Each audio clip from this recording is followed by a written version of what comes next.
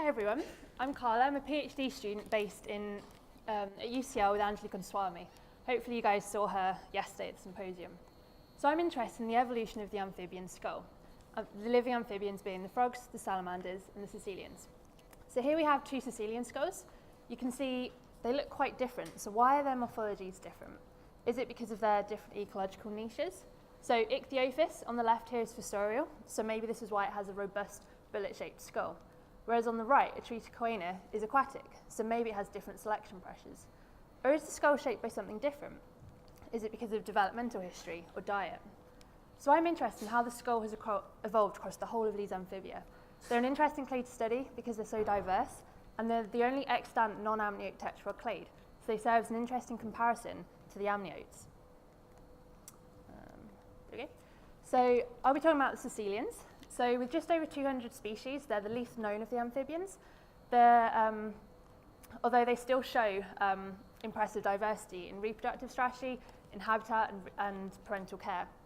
So despite their similar appearances, so they're all limbless, they do exhibit impressive cranial morphology.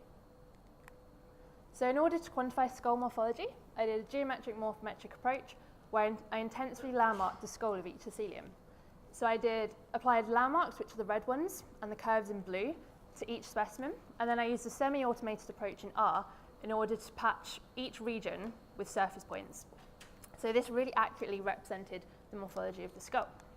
I then did general processes analyses to remove the non-shape aspects before the main analyses. So I'm just going to talk about modularity because this is a 5-minute talk. So this was touched on yesterday by Angeli, but modularity is the idea that a structure can be divided into subsets of correlated traits, where trait correlations within one module are a lot stronger than trait correlations between modules. So what pattern of modularity can we see in the Caecilian skull? So to test this, I divided the skull into 15 different regions seen here. So this is the dorsal view, this is the ventral view of the Caecilian skull. And this way I could combine different numbers of these regions in order to test lots of different models of modularity with different numbers of modules. So we hypothesized that we would find a 6-module model based on functional regions, and this is roughly analogous to the model that's found in mammalian studies. So you can see a palate region here, got a sphenoid region, a facial region, a vault region, an occipital region, and a sort of jaw, cheek, pterygoid region. So this is what we expected to find. So what did we find? So we used Emily, which is a maximum likelihood approach, and this allows you to test lots of models with different number of modules in them.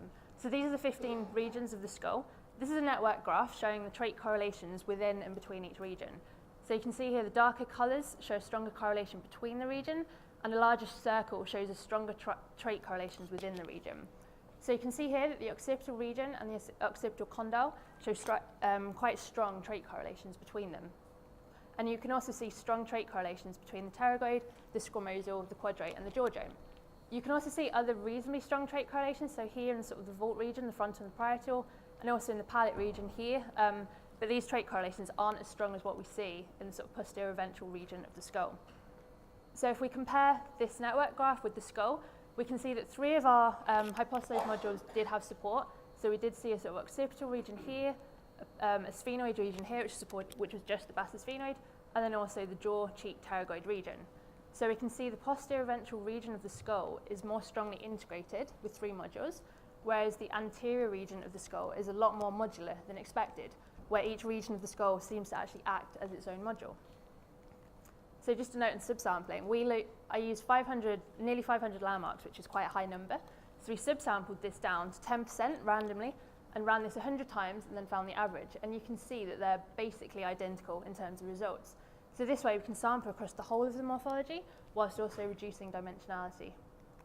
So now that I found the modular structure of the skull, we can use this in order to see how ecology influences the morphology of each cranial region. We can see how rates of evolution vary across the different cranial regions, and we can also compare disparity across the different cranial regions, and we can use this to see if there's a relationship between disparity and internal trait correlation, and that might help us answer the question of whether modularity facilitates or constrains morphological evolution. So that's Caecilians, but I'll also be doing it across the frogs, the salamanders, and across the whole of the clade. So I've done, that's the Caecilian so far. And then the frogs have got nearly 250 specimens so far, but it's still ongoing. The salamanders have got about 80 specimens so far. And then I've also got around 100 fossils, including the putative ancestors. And this will be adding a temporal aspect to the study. So these are collected from data collection trips all around the world.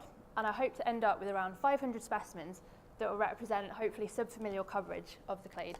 And hopefully this will let us answer the question of how morphological evolution does happen across amphibians.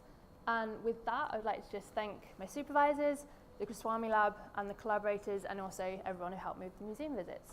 Thank you for listening.